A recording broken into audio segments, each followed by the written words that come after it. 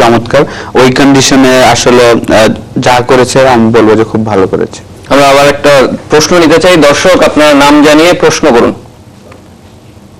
আসসালামু আলাইকুম, আমি নাসিরউদ্দিন মনুদা মান্ডা থেকে বলছিলাম। জি বলুন, আপনার প্রশ্ন কার কাছে?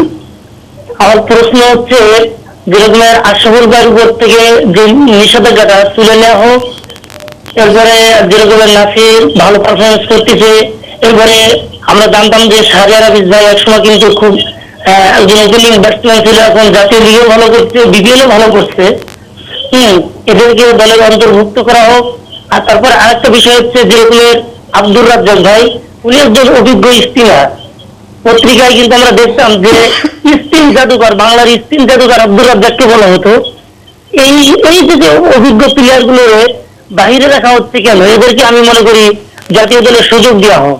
আমরা বুঝতে পেরেছি আপনি আসলে অভিজ্ঞতাকে কাজে লাগার কথা বলছেন। আমরা এই বিষয়ে আলোচনা করব এবং তার আগে একটা বিরতি নিতে চাই। জেবি গ্রুপ বিয়ন্ড দ্য গ্যালারিতে ফিরে এসে আমরা এই বিষয়ে কথা বলবো।